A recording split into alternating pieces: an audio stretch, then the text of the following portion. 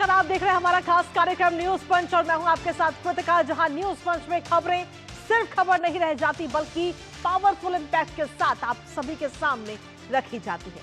News पंच में हर खबर की तह तक जाया जाता है और यहां प्रेजेंटेशन का मिलता है एक अलग अंदाज।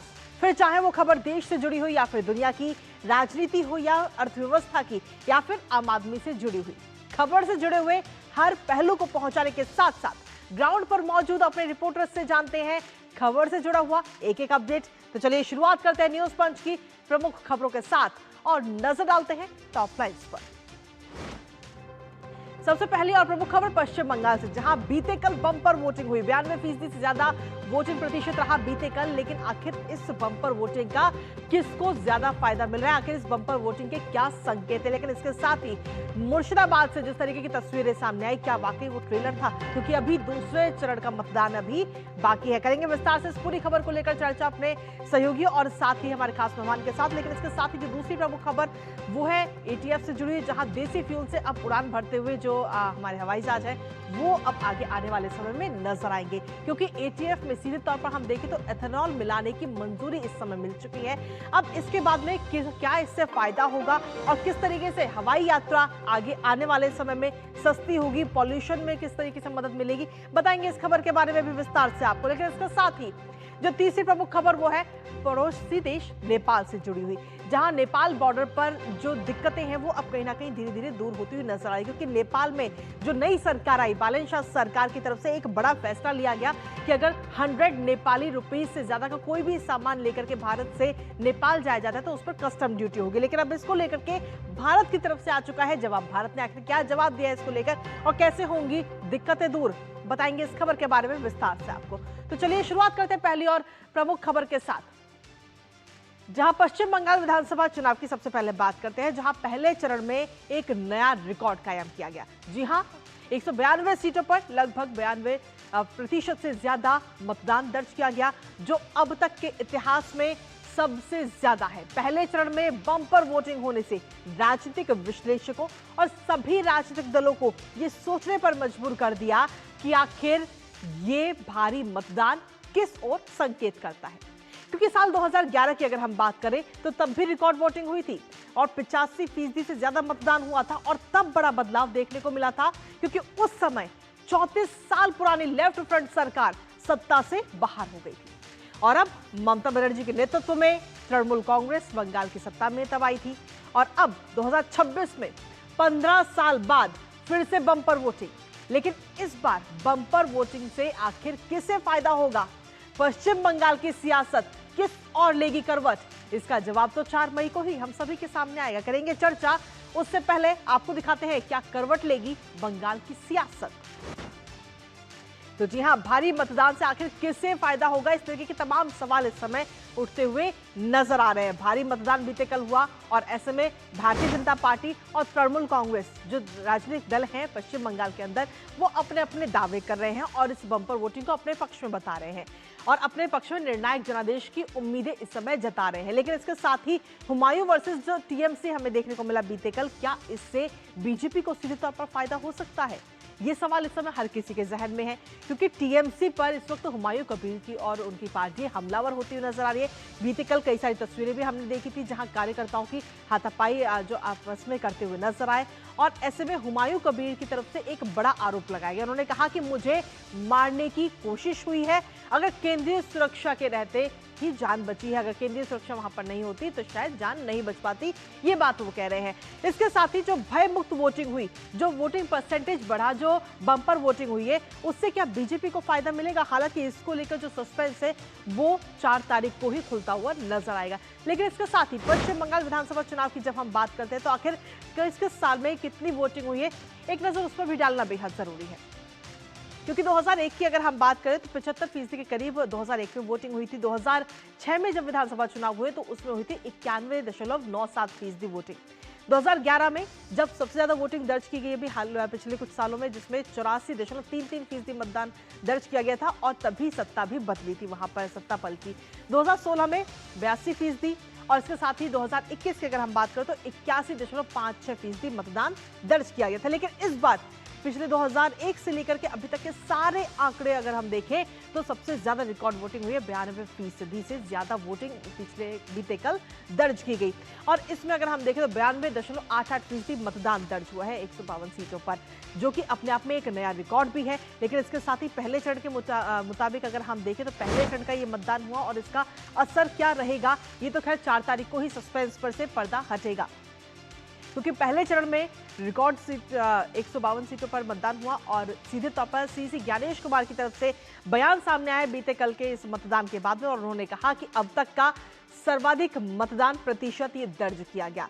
आजादी के बाद वोटिंग का सबसे ऊंचा ये ग्राफ और इससे पहले अगर हम देखें तो पश्चिम बंगाल के अंदर साल 2011 में सर्वाधिक मतदान हुआ था, क्योंकि 2011 में 84.72% मतदान प्रतिशत रहा था। तो ऐसे में मतदान प्रतिशत बढ़ा है, लेकिन आखिर इसके संकेत किस ओर जाते हैं ये सवाल हर किसी के जहन में है। लेकिन इसके साथ ही मुस्लिम वोटर्स की अगर हम बात करें तो उनके दिल में आखिर कौन है ये इस पर भी सस्पेंस है। आखिर किसके साथ है मुस्लिम वोटर इस बार। मुर्शिदाबाद की अगर हम बात करें, बंगाल का सबसे बहुल जिला और इसके साथ ही 2011 जनगणना के मुताबिक अगर हम देखें मुर्शिदाबाद टीएमसी का एक मजबूत आधार के तौर पर भी इसे जाना जाता है और साथ ही टीएमसी, भारतीय जनता पार्टी और एजेयूपी के बीच त्रिकोणीय टक्कर इस सीट पर हमें कहीं ना कहीं नजर आती है। तो ऐसे में यहाँ पर जो मुस्लिम वोटर है वो किस ओर जाएगा इस पर सस्पेंस बना हुआ है। एजेयूपी भी समीकरण बदलने के तमाम दावे इस समय किए जा रहे हैं, वहीं टीएमसी तमाम दावे कर रही है, भारतीय जनता पार्टी दावे कर रही है और कोलकाता पोर्ट में सियासी संग्राम कहीं ना कहीं देखने को मिलता है। मुस्लिम आबादी जहां पर करीब 51% है, मुस्लिम समुदाय से करीब 60% यहाँ पर आती है। मेटिया ब्रूज विधानसभा सीट की अगर हम बात करें, बालीगंज की अगर हम बात करें तो वो भी बड़ा फैक्टर इस बार बनता हुआ नजर आ सकता है, क्योंकि मुस्लिम मतदाताओं की हिस्सेदारी यहाँ पर करीब 50% है। तो मुर्शिदाबाद बंगाल का सबसे मुस्लिम बहुल जिला और जिस पर इस समय हर किसी की नजर बनी हुई है। हमारे साथ इस वक्त हमारे सहयोगी सौरभ दत्ता इस वक्त जुड़ रहे हैं और साथ ही हमारे साथ खास मेहमान इस समय जुड़ रहे हैं जो कि राष्ट्रीय महानगर के एडिटर हैं प्रकाश चंडालिया जी। प्रकाश जी, बहुत बहुत स्वागत है आपका हमारे इस खास कार्यक्रम में। सबसे पहले प्रकाश जी, सीधा सवाल आप ही से है कि 92% से ज्यादा मतदान होना आखिर किस ओर संकेत देता है, किस बात के संकेत देता है? क्योंकि 2011 की जब हम बात करते हैं तो 85% वोटिंग हुई और उस वक्त 34 साल पुरानी जो लेफ्ट फ्रंट सरकार थी वो सत्ता से बाहर होकर टीएमसी आई थी। अब ऐसे में इस बार की ये बम्पर वोटिंग आखिर क्या कहती है? कृतिका, आपने आंकड़ों में बहुत स्पष्ट कर दिया है कि आजादी के बाद का पश्चिम बंगाल का ये सबसे बड़ा मतदान हुआ है और मुझे लगता है कि बंगाल की जनता जब जागती है तो पूरे देश में और पूरे समाज में एक जागरण होता है। 35 वर्षों के वामपंथी कुशासन और उसके बाद 15 वर्षों का ममता बनर्जी के शासन का उपद्रव, तांडव, हिंसा, भेदभाव और भ्रष्टाचार से युक्त जो शासन रहा है, ये निश्चित रूप से उस सरकार के खिलाफ एक जनादेश दे करके लोगों ने साबित कर दिया है कि बंगाल की 29 तारीख को होने वाले अगले चरण के मतदान में क्या दिशा तय होने वाली है। 35 वर्षों में वामपंथियों ने जो कुशासन किया वही धारा ममता बनर्जी ने ली और मुझे लगता है कि एक कहावत है ना कि 100 सोनार की एक लोहार की। 15 वर्षों तक जनता को दला गया है, उन्हें दबाया गया है, भेदभाव की राजनीति और तमाम प्रकार के भ्रष्टाचार। आखिर जनता को कब मौका मिलेगा? जनता को तो वोट में ही मौका मिलेगा और इस मतदान के माध्यम से पहले चरण में जनता ने बिल्कुल स्पष्ट जनादेश दे दिया है। और कृतिका, में सबसे पहले इस सफलता के लिए निश्चित रूप से बंगाल चुनाव आयोग को और केंद्रीय सुरक्षा एजेंसियों को सलाम करना चाहूंगा कि जिन्होंने इतने जबरदस्त प्रबंध किए हैं। ममता बनर्जी लोगों को डराती रही, धमकाती रही कि आप अगर वोट देने गए और आपने अगर दूसरी पार्टी को वोट दे दिया तो आपका वोट कट जाएगा, आपकी नागरिकता चली जाएगी। उसके बावजूद भारी संख्या में लोगों का आना और बेखौफ होकर के, देखिए भारतीय जनता पार्टी की तरफ से एक नारा दिया गया, भय नहीं भरोसा। और ये जो भय युक्त वातावरण रहा है उससे मुक्त करने की दिशा में जो एक आह्वान किया गया, एक उद्घोष किया गया, मुझे लगता है कि उसका भी समर्थन है। और निश्चित रूप से देखने वाली बात यह होगी कि जब अगले चरण के मतदान होंगे उस समय ममता बनर्जी ईवीएम पर सवाल उठाती है कि नहीं, क्योंकि अब तक कल लगभग 40,000 बूथों पर मतदान हुआ है कृतिका, और एक बूथ पर भी पुनर्मतदान की मांग किसी पार्टी ने नहीं की है।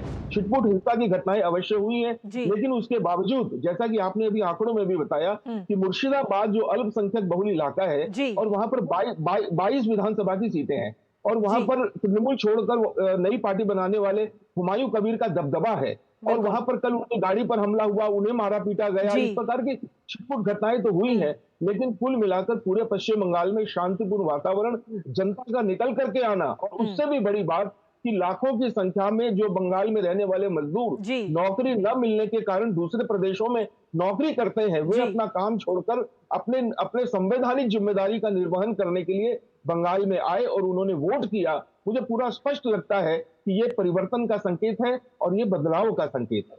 बिल्कुल। और इसके लिए आखिर ये क्या वाकई बदलाव होगा, इसके लिए हमें 4 तारीख का इंतजार करना होगा। आपके पास वापस आएंगे। इस वक्त हमारे सहयोगी सौरभ दत्ता भी इस वक्त जुड़ गए हैं, जो कि बीते कल सुबह से लेकर शाम तक लगातार पल पल की अपडेट हमारे दर्शकों तक पहुंचाते रहे थे।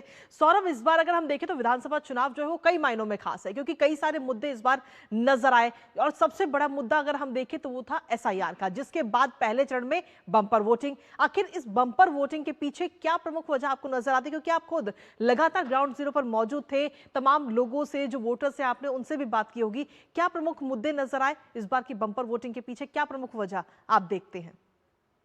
कृतिका, देखिए, तीन प्रमुख बिंदु की बात की जा रही है। पहली ये है कि ASDD, वो 58 lakh voters, absent 58 dead duplicate voters, वो जो वोटर लिस्ट से, बंगाल की वोटर लिस्ट से साफ हो चुका है। तो आप मानिए कि बंगाल हमेशा से ही एक पोलिंग जो परसेंटेज है वो 80-85% का पोलिंग बंगाल में होता है। तो अगर ASDD का 58 लाख अगर हट जाता है, वो जो पानी था वो पानी जब निकल गया, तो फिर जो वोटर लिस्ट, जो प्योर वोटर लिस्ट तैयार हुआ, उसके हिसाब से परसेंटेज बढ़ा है, परसेंटेज का आंकड़ा एक दिख रहा है।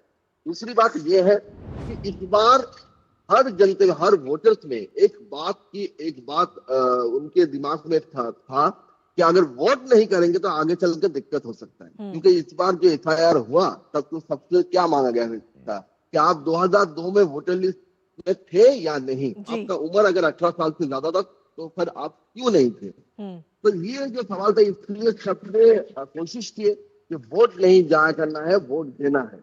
ये दूसरा एक कारण है। और तीसरा ये है कि चुनाव आयोग ने जो भय मुक्त जो माहौल तैयार किया था, उसके चलते जो वोटर्स रिजर्व रहते थे, जो नहीं निकलते, वो कल वोट देने निकले। क्योंकि आप हमारे दर्शकों को भाई हमने दिखाया कि न्यूज पंच में भी दिखाया कि किस तरह की कंट्रोल रूम सेटअप किया गया है।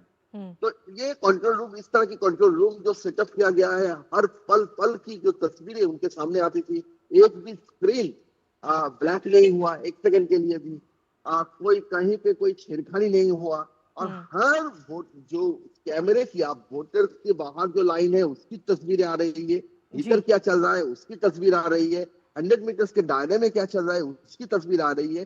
तो ये सारी बातें हैं। और तुरंत हर जगह जो 4-5 इंसिडेंट हुए वहां पे भी तुरंत पहुंच गए हैं। इसका भी कारण बताया जा रहा है। और आंकड़ों के हिसाब से जो आंकलन देखा जा रहा है कि इसको हम कैसे समझें। तो इन तीन बिंदु के बाद जो नैरेटिव सेट किया जा रहा है, हर पक्ष कह रहा है कि हमने दांव मार दिया है। लेकिन आप अगर देखेंगे कि कोच बिहार में 9 सीटें हैं, उसमें भी 90% ज्यादा है। मुर्शिदाबाद में 22 सीटों में से 14 में से 90% से ज्यादा पोलिंग हुआ है। तो ये जो पोलिंग हुआ है, कहा जा रहा है कि ये एक बैटिंग पिच था। दोनों पक्ष ने जमकर बैटिंग की है, जिसकी जितनी ताकत है। कौन कितना डॉट बॉल निकाला है इसके ऊपर डिपेंड करेगा कि मैच किसके पास जाएगा। यानी कहने का मतलब यह है कि वोटर्स में तो जो उत्साह था, उसके बाद ये जो 27 लाख का जो फिगर बाहर है और ASDD का लिस्ट जो दिया बाहर है, उसको डॉट बॉल माना जा रहा है। तो ये इसका हिसाब किसके आंकलन में ज्यादा आता है, उसके ऊपर काफी कुछ बातें डिपेंड करेगा। और देखना ये होगा कि कांग्रेस लेफ्ट कहीं पे जाके कितना पत्ता काटता है, उसके ऊपर भी TMC को भारी नुकसान होने की एक संभावना है। लेकिन ये बात तय है कि एक एंटी इनकम्बेंसी का लहर है, घुसपैठिया का मुद्दा है। बिल्कुल, कहीं ना कहीं तीन इशू का मैं खत्म करना चाहूंगा। 3 इशू काफी मायने रखा है। एक, पिछले साल शमशेरगंज का जो घटना घटी थी, वो जो हिंदू लोग अपने घर छोड़ के जा रहे थे, वो वाला तस्वीर। दूसरी वाला है CM का वो कमेंट कि 1 सेकंड में लगेगा एक समुदाय को एकजुट होने में, उसका काफी बड़ा असर पड़ा है। और तीसरा, ये जो मातृशक्ति योजना का जो 3000 रुपया वाला जो घोषणा किए गए हैं भाजपा की तरफ, महिला वोट बैंक में उसका भी असर है। बिल्कुल, और शायद यही वजह है कि महिला वोटर्स की संख्या इस बार भी काफी ज्यादा हमें देखने को मिली है।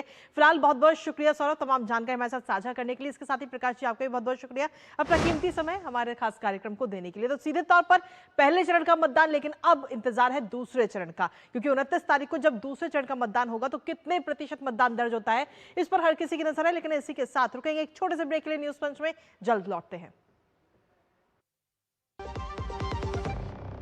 जब धरती चीर कर निकलता है लोहे का पत्थर और मिलता है मोंगिया के जोश से, फिर तपता है, पिघलता है और बनता है फौलाद।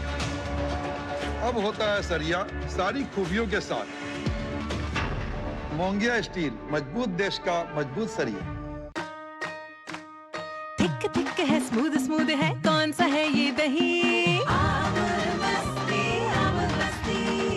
जितना टेस्टी है उतना हेल्दी है, सब कहे यही सही दही। ऐसे ही खाया या डिश पकाया, जो भी बनाया उसको पचाया, सबसे बेस्ट ये दही। हेल्दी, टेस्टी और थिक दही, अमूल मस्ती दही, हर घर में घुल जाए, हर दिल में जम जाए, सबसे बेस्ट ये दही। और ब्रेक के बाद एक बार फिर से स्वागत है आप सभी का। खबरों में आगे बढ़ते हैं, रुक करते हैं हमारी दूसरी महत्वपूर्ण खबर का, जहां आसमान में अब सिर्फ उड़ान ही नहीं बल्कि बदलाव की भी शुरुआत होने जा रही है। जी हां, भारत का एविएशन सेक्टर अब एक नए ग्रीन रिवॉल्यूशन की ओर बढ़ रहा है।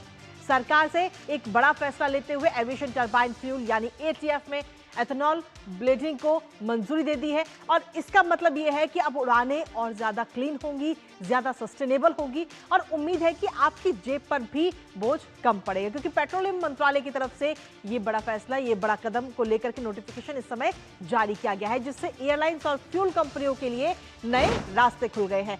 आखिर एथेनॉल ब्लेडिंग को जो मंजूरी दी गई है उसमें आपको बता दें कि पेट्रोलियम मंत्रालय की तरफ से ये बड़ा नोटिफिकेशन इस समय जारी किया गया है, जिसमें एटीएफ में एथेनॉल मिलाने की मंजूरी दी गई। और इसके साथ ही इंडियन स्टैंडर्ड के मुताबिक अगर हम देखें तो 1571 और इंडियन स्टैंडर्ड 17081 के अनुसार ये बदलाव किया गया है, नियमों में ये बदलाव लाया गया और इसके लिए एक नोटिफिकेशन भी जारी किया गया। इसके साथ ही आपको ये भी बता दें कि एयरलाइंस कंपनियों को अब कहीं ना कहीं और भी तमाम उनके पास में ऑप्शन अब उपलब्ध हैं। आखिर एविएशन टरबाइन फ्यूल यानी एटीएफ आखिर ये है क्या, एक फटाफट से उस पर भी नजर डालते हैं। दरअसल ये high quality kerosene based fuel है और खास तौर पर इसको जेट इंजन के लिए तैयार किया जाता है, स्पेशली जेट इंजन के लिए तैयार होता है, जिसमें सुरक्षित और कुशल तरीकों से जिससे कि काम हो सके इंजन का। हाई एनर्जी के साथ और ज्यादा ये पावरफुल होता है एटीएफ जो है।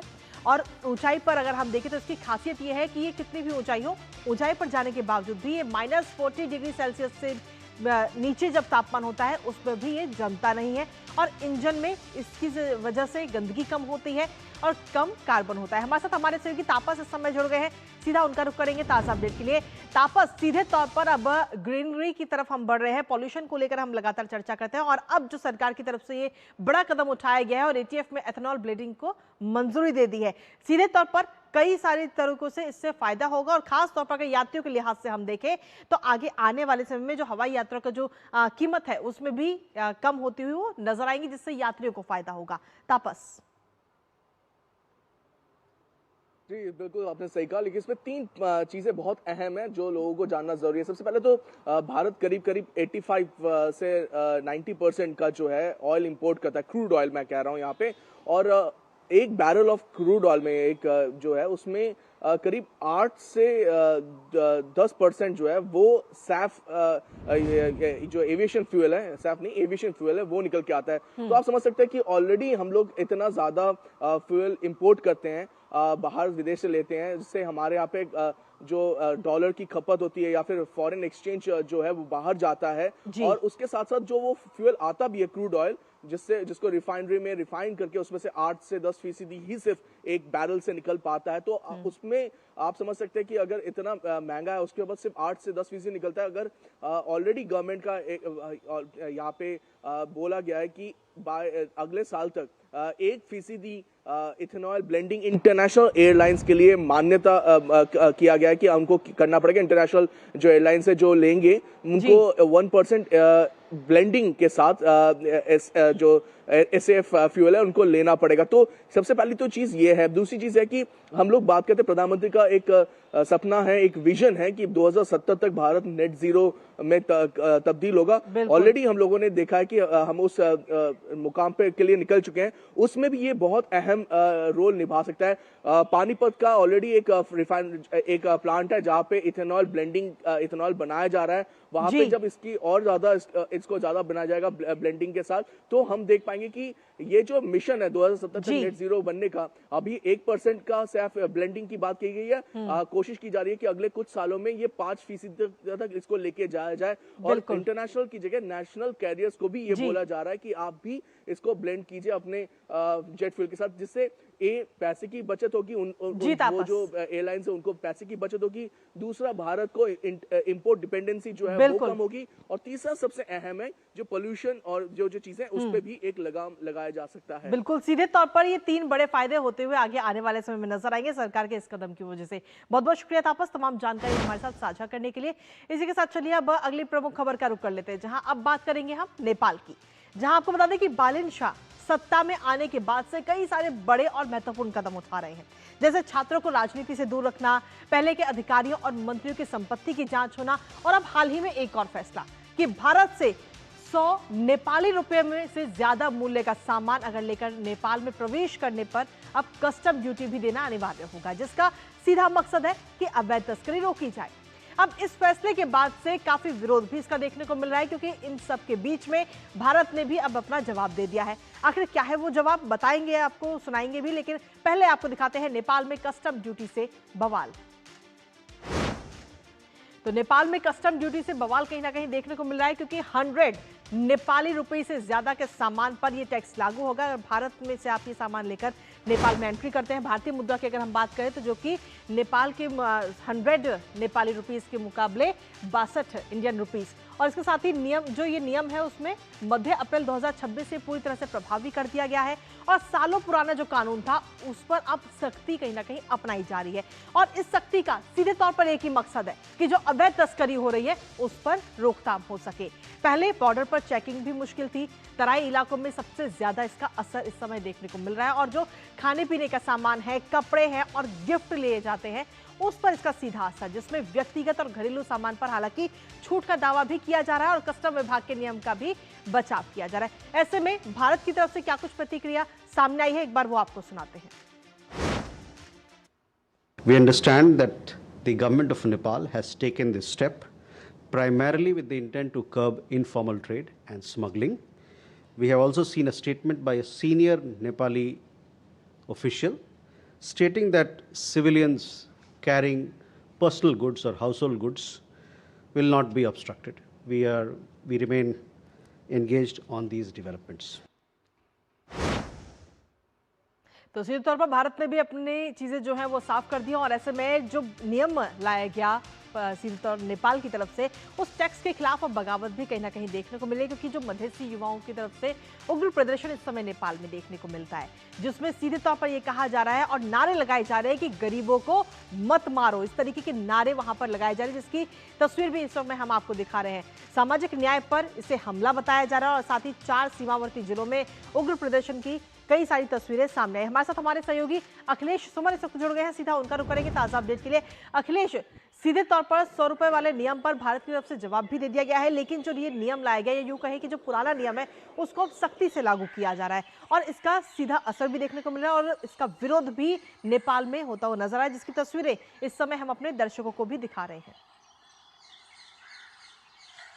देखिए, निश्चित तौर पे ये नियम 2011 में लागू किया गया था, उस समय नियम बनाया गया था, और उसके बाद जब लोगों को लगा, सरकार को लगा कि परेशानी होगी, तो उसके बाद उस नियम को कभी लागू नहीं किया गया। लेकिन 14 अप्रैल इस साल 14 अप्रैल से वो नियम नेपाल में सख्ती से लागू किया जा रहा है, और इसकी वजह से नेपाल में बहुत ही गंभीर कह सकते हैं कि निराशा की स्थिति बनी है, क्योंकि बालन शाह से लोगों ने यह समझा था, बालन शाह को जिस तरीके का प्रचंड बहुमत दिया था, लोगों ने समझा था कि वो लोगों की जिंदगी आसान करेंगे। लेकिन ये जिंदगी को कठिन करने वाली बात है। और जो देखिए तराई के 22 जिले हैं, तराई के 22 जिले सीधे तौर पे इससे प्रभावित हो रहे हैं। जबकि एक दूसरा मुद्दा ये लोग उठा रहे हैं तराई के लोग कि 15 जो हिमालयी इलाके हैं, हिमालयी जो डिस्ट्रिक्ट है नेपाल के, उन लोगों के स्पेशल कार्ड मिलता है जो तिब्बत से वो सामान ला सकते हैं। लेकिन भारत से सामान ले जाने पे प्रतिबंध जो लग रहा है, इसके चलते काफी निराशा और विद्रोह की स्थिति है, विक्षोभ की स्थिति है। और देखिए निश्चित तौर पे हो सकता है नेपाल सरकार इसके बारे में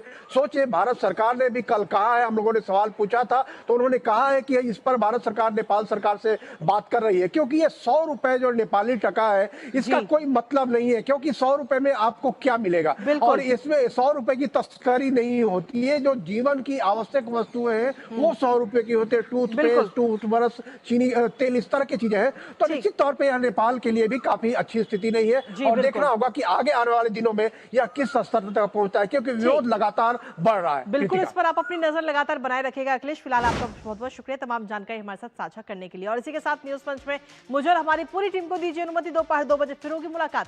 तब तक के लिए नमस्कार।